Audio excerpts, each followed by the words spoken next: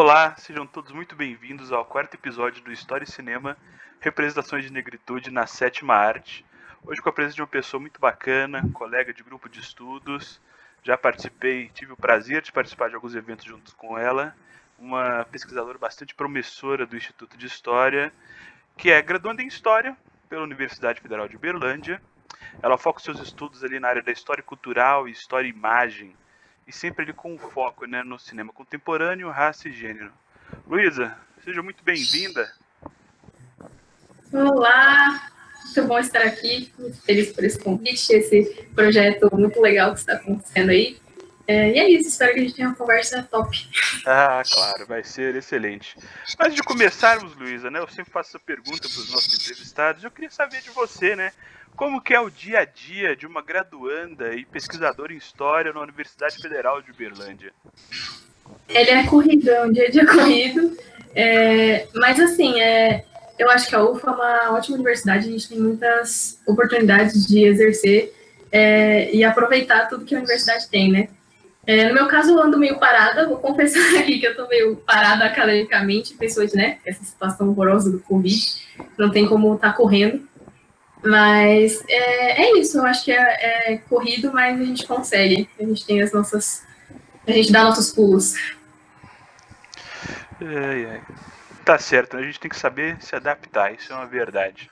Então, Luiz, vamos aqui começar então, né? Como as pessoas viram o título do episódio de hoje, né? Envolve um filme bastante, né? Ele é um filme que causou quando lançou, né? O Pantera Negra. Eu acho que ele foi, antes de uma obra cinematográfica, ele foi um momento, né? Porque gerou muita comoção na internet, gerou muita comoção nos Estados Unidos, inclusive, né? Muitas pessoas falaram de afrofuturismo, representatividade, coisas importantíssimas, né? Eu acho que o filme ele trabalha com isso de forma muito bacana, né? As pessoas realmente, né? Não tem como, né? Independente se você é negro ou não, não se comover com aquelas questões, né? Até mesmo que o Monger é uma figura que, assim, tem aspectos, né? Aspectos de duplo, mas que você olha e consegue entender e se identificar em parte com o discurso dele, né? Eu queria que você, se possível, comentasse aqui pra gente, né, um pouco, né, sobre o filme, o que foi, você que trabalha com esse filme, né, na sua perspectiva, na sua análise, né? Como que foi esse filme? Por que esse filme teve um sucesso, gerou tanta comoção, né? Queria que você falasse um pouco pra gente, por favor. Que nem você disse, acho que a palavra central aí é representatividade. Foi um fenômeno, né? Pantera Negra foi um fenômeno, ele explodiu, apesar das tentativas de boicote de alguns nerds racistas que ficaram bravinhos, mas não tem como negar que foi um sucesso, e eu acho que representatividade está no centro disso tudo. Já estava acontecendo, né, há alguns anos na indústria cultural, esse esquecimento desse movimento pedindo por mais representatividade negra, né? As outras pessoas que conversaram com você já falaram disso, e eu vou repetir, porque foi um momento muito importante, que foi o Oscar So White, o Oscar Tão Branco, que eram tanto os profissionais da indústria do cinema, quanto o público, pedindo por mais representatividade nas premiações, né? Pedindo por mais atores, diretores, produtores, todas as pessoas envolvidas em um filme recebessem mais destaque, recebessem prêmios, que eles não estavam recebendo. Então, teve isso na indústria do cinema. Na indústria da música, teve uma coisa parecida no Grammy, né, que é o Oscar da música. Então, estava aí essa movimentação, esse levante da comunidade artística, do público, e Pantera Negra saiu no meio desse olho, né, desse furacão. Então, o filme é praticamente todo estrelado, produzido, dirigido por pessoas negras, representatividade para todo lado, e eu acho que isso é o motivo do grande sucesso, né, as pessoas se enxergando ali em todos os lugares. São personalidades com construções distintas, né? Por trás das câmeras tem negros e negras fazendo tudo acontecer, isso é muito importante. E, de certa forma, está atrelado ao afrofuturismo que você citou, né? O afrofuturismo é uma corrente, um movimento cultural, uma estética, uma filosofia da arte, da história da ciência, que tem essa visão diferente sobre uma África, né? Alguns nomes, caso não sei, alguém queira pesquisar aí, a gente tem Octavia Butler na literatura, Basquiat na arte, Fiquei Tweets na música, e Pantera Negra sempre aderiu a essa estética, desde os quadrinhos, desde a criação dele lá em 1960, né? E o que mostra ali uma outra realidade para uma população negra que não aquela que a gente costuma ver na mídia comumente, né? Do negro miserável, do negro que passa dificuldade. O filme mostra outra África, e não é uma África de tragédias, mas também não é uma África exótica, a savana animais. É uma África que poderia ter sido sem a intervenção de um colonizador branco. E ainda assim não é uma África perfeita, não é uma África romantizada, ela comete erros, né? O T'Challa, o personagem principal, o rei de Wakanda, né, o país fictício da África, ele comete erros. O pai dele, o antecessor, também cometeu erros. E eu acho que é isso, eu acho que é uma representatividade muito gritante e num local muito público, né? Um filme de super-herói, né? E inclusive já me perguntaram mais de uma vez por que eu não escolhi um filme cult, um filme com uma crítica mais árdua ao racismo, algo fora do blockbuster de Hollywood.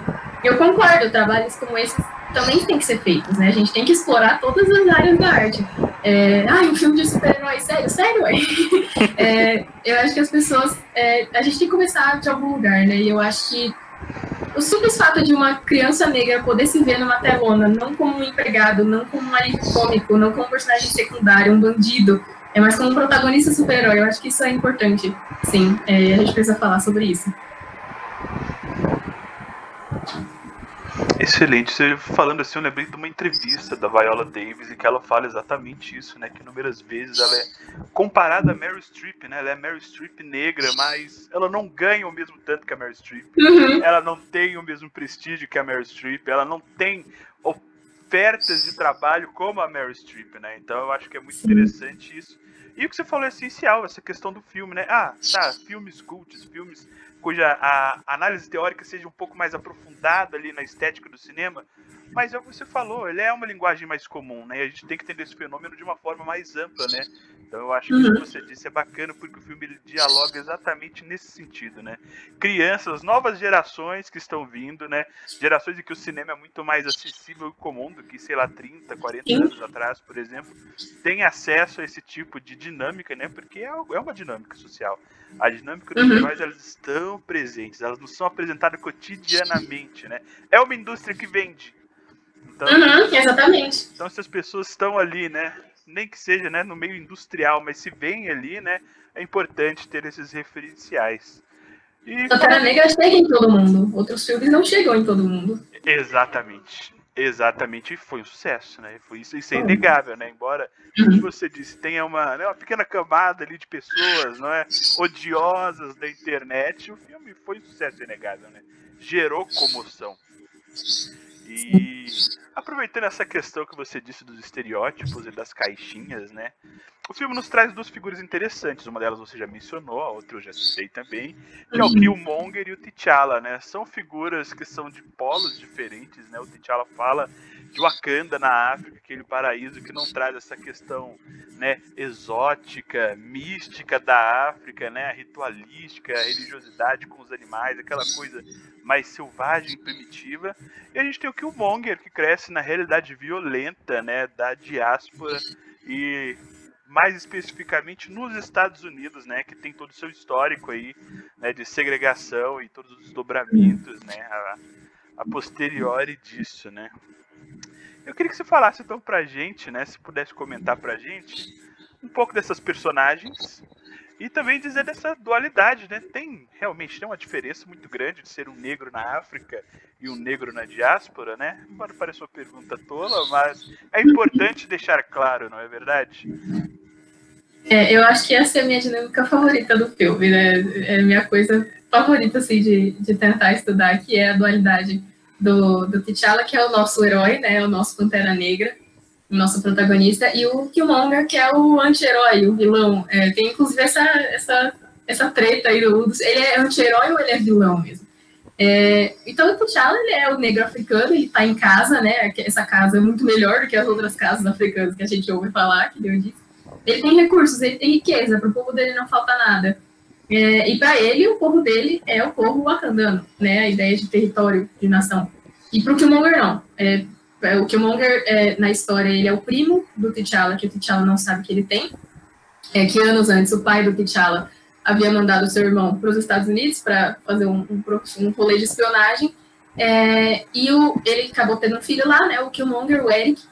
E depois o pai do T'Challa descobre uma traição por parte do irmão e acaba mandando matar o irmão e deixar a criança lá, deixando o Eric lá nos Estados Unidos.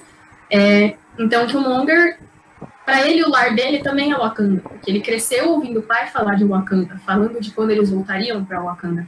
Mas o pai dele é assassinado, que é uma realidade presente em muitas famílias negras diaspóricas, né? Muitas famílias, é um dado, muitas famílias negras nos Estados Unidos e aqui no Brasil também crescem sem um pai por causa de tráfico, por causa de assassinato, por causa de violência policial, por causa de abandono.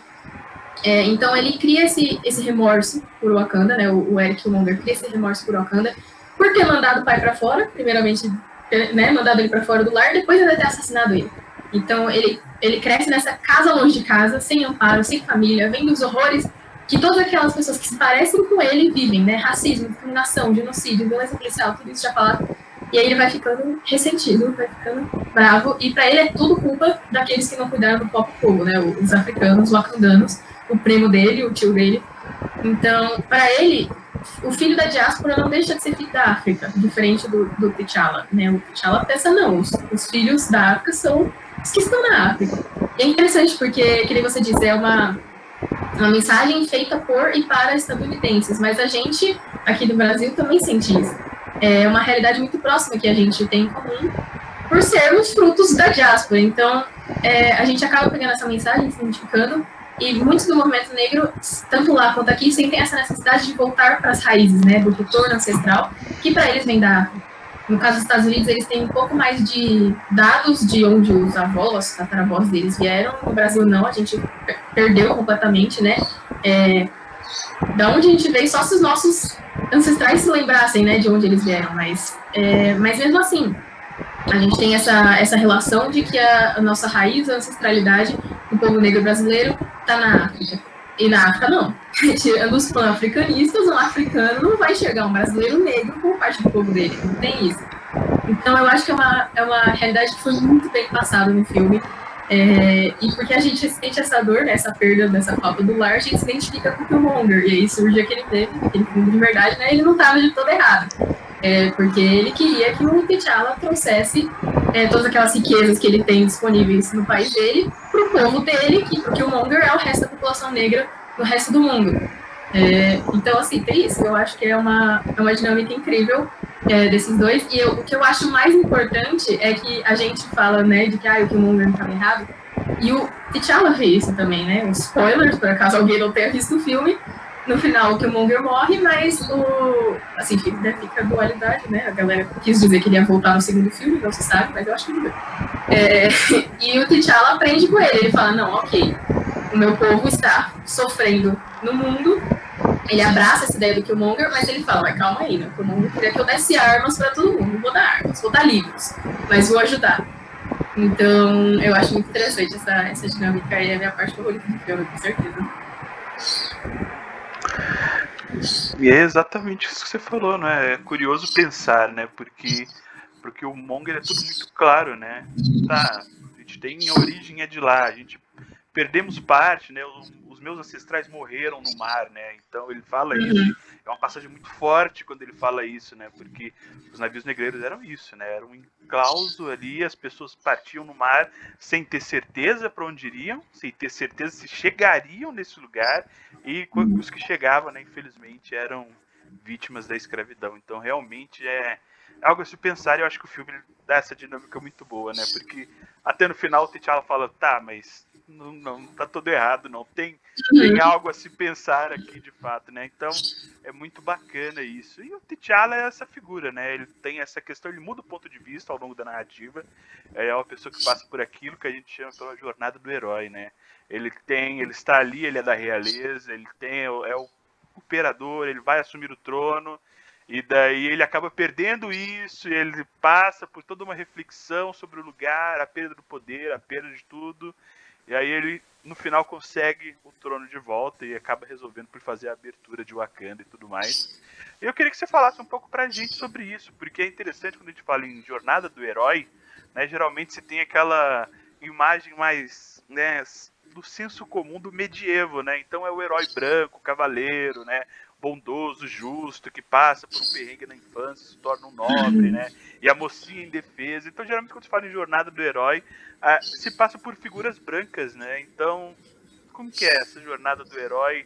Qual que é a diferença? A construção narrativa, no caso do T'Challa, que é da África, né? O Wakanda, fica na África, né? Como que se dá essa construção do herói, mas com uma personagem negra?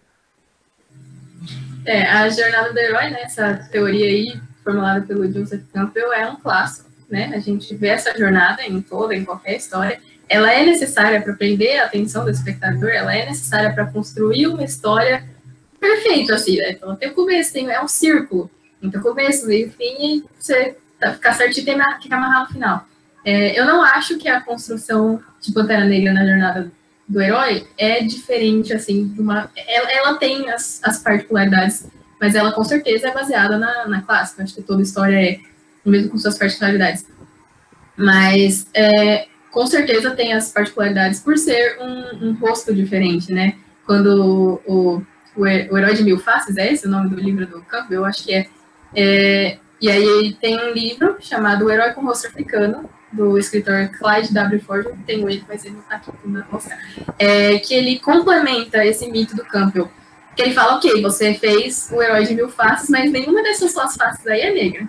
E aí ele pega essa base do Campbell e ele procura em diversos contos clássicos passados por tradições orais, de cima a baixo na África, de várias civilizações, de vários países, né? Contos de heróis, né? Tradicionais. E ele vê que tem suas particularidades. Então, eu percebo muito desse livro do Clyde, dessas particularidades africanas em Pantera Negra. Então eu fico pensando se o Ryan Coogler, o diretor, não deu uma lida nesse livro para fazer, porque eu acho que tem muito, sabe? Claro que tem, que nem eu disse, né, o clássico do herói, então ele te mostra quem que é o herói, ele fala como ele foi chamado para a aventura, né, o que ele tem que fazer, as dúvidas, as negações dele, ele tem um momento de conselho, ele encontra os amigos, os inimigos, ele cai, né, dessa queda, ele perde o trono, que o Monger vence em batalha, ele morre, ele ressuscita, tem todos os 12 passos, são 12 passos, e ele passa por todos esses, o T'Challa passa por todos esses, mas tem essa influência clara do trabalho do Ford, dos contos tradicionais africanos, que ele mostra nos livros. Ele faz essa coletânea, né, e mostra como tem elementos tradicionais que existem nos contos tradicionais orais dos diversos povos do norte ao sul da África. E muitos desses a gente consegue ver em Pantera Negra. Os dois, assim, que eu consigo lembrar, sempre que eu penso nisso, no livro do Ford, ele fala que em muitos contos tradicionais, e aí ele vai, né, picola os contos ali, ele escreve os contos pra gente ir acompanhando, e uma das principais trocas que acontece é uma dualidade do sentimento do nosso herói com o pai. Então, no início, o herói do nosso herói é o pai dele, e ao longo da trama ele percebe algum tipo de problema com o pai que faz ele não confiar mais no pai. E isso acontece com o T'Challa. Ele descobre que o pai dele largou uma criança nos Estados Unidos, não cuidou dela, fez essa criança virar um monstro. Ele fala, o Killmonger é o monstro que nós criamos. E ele perde essa visão que ele tinha do pai. Inclusive, ele toma lá a florzinha mágica, vai parar no reino dos ancestrais e conversa com o pai dele. Ele fala, pai, você fez isso, cara? Como assim? Então, e o Ford nos mostra em vários contos isso acontecendo, né? Essa queda de expectativas que o nosso herói tem com o pai dele. E uma outra coisa muito interessante é com a mãe. Então tem o pai e aparece a mãe, que em muitos dos nossos contos tem a queda do herói, então ele de alguma maneira morre, ele vai parar no bucho de algum animal do mal, ele vai parar no inferno, sabe? Ele tem essa queda, o T'Challa é vencido pelo Killmonger na batalha e cai numa cachoeira, e a família dele acha que ele está morto. E quem o acha é uma das outras tribos, né, mencionadas lá no reino de Wakanda.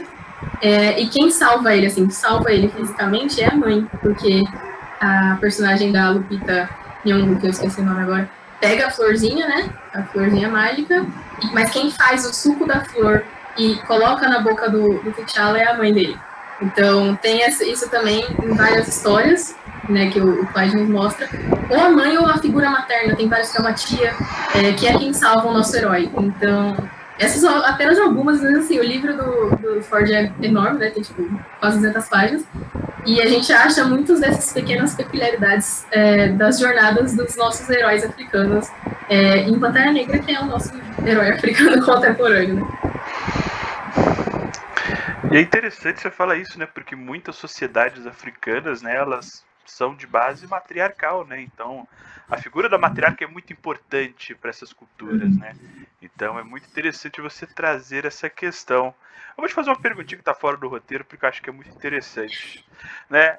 Luísa, você está trabalhando com esse filme já tem um tempo, né? Então, acho que você pode me responder, ou pelo menos tentar responder. Para você, o Pantera Negra peca em algum aspecto?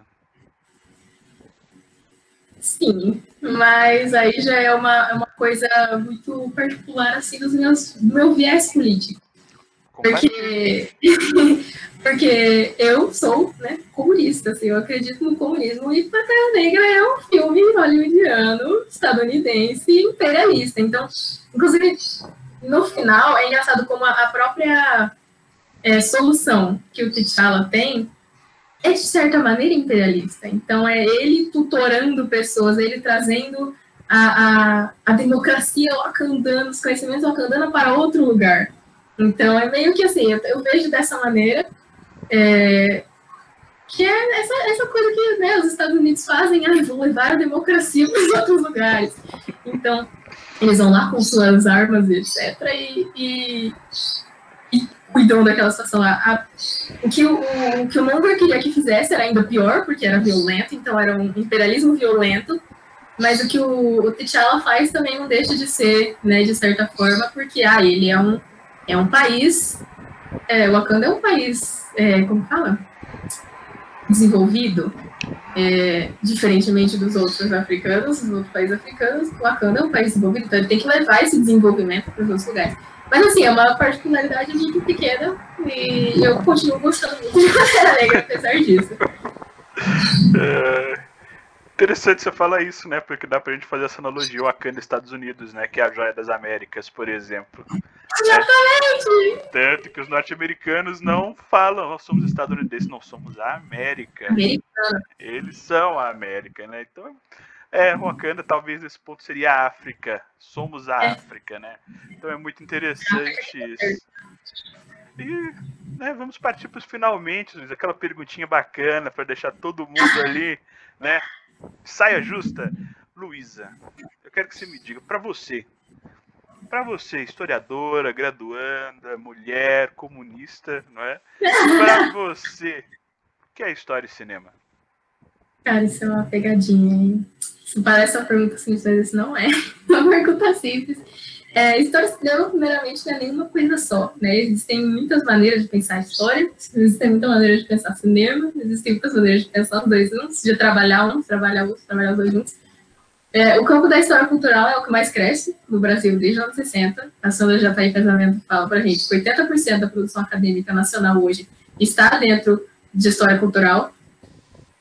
O que eu acho fundamental que as pessoas entendam, assim, né, basicamente, é que tudo é histórico.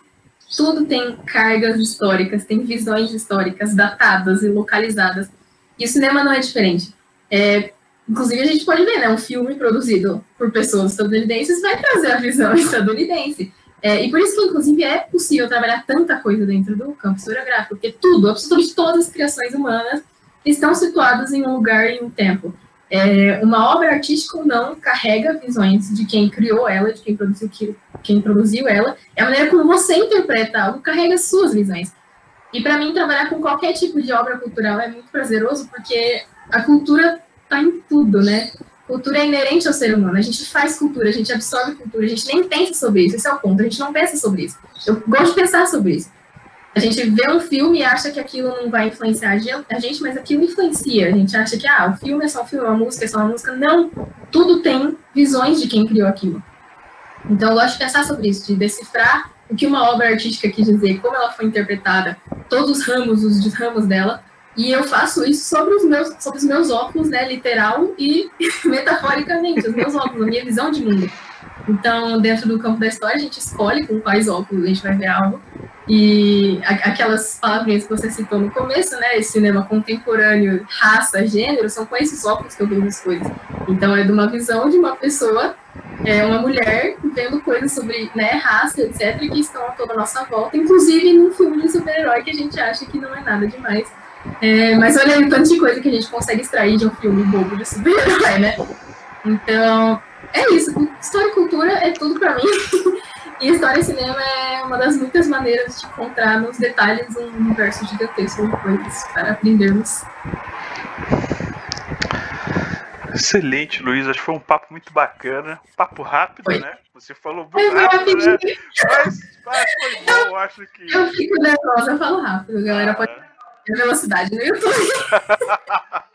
Mas o papo foi muito bom, né? Eu queria agradecer você por ter topado nessa conversa que começou lá no começo do ano. Veio a pandemia e se fez morta, depois retornou lá pro meio do ano, né? E hoje estamos aqui gravando finalmente em novembro, estamos aqui dando continuidade para esse projeto. Eu queria agradecer você por ter topado, né? E queria deixar aberto para você fazer algum agradecimento, dar algum recado, falar qualquer coisa, indicar alguma coisa, enfim, fique à vontade. Muito agradecer, né, você por essa conversa, agradecer o Graça da Xé, o Grupo de Estudos Negros, a Edcult, que está promovendo, né, promoveu o edital para a gente poder ter esse projeto, vários outros incríveis, quem não viu os outros, vai ver. Quem não viu os outros episódios desse projeto, vai ver os outros. Os próximos que estão por vir, todos incríveis. Eu vou agradecer mesmo quem, né, se disponibilizou para assistir isso aqui em algum momento. Fiquem em casa, usem álcool gel, usem máscaras por sair, né, se cuidem. Espero que ano que vem a gente possa se encontrar e ter conversas incríveis assim pessoalmente. Por favor, né? Vacina, estou implorando. Exatamente, né? Então tá bom, Luísa. Muito obrigado. Então a gente se vê daqui mais ou menos uns 15 dias, né? Falando com o Pedro Eduardo sobre o filme Corra, né? Um filme que também é outro filme que gerou muito rebuliço nas internets. Então é isso. Se hidratem e até a próxima.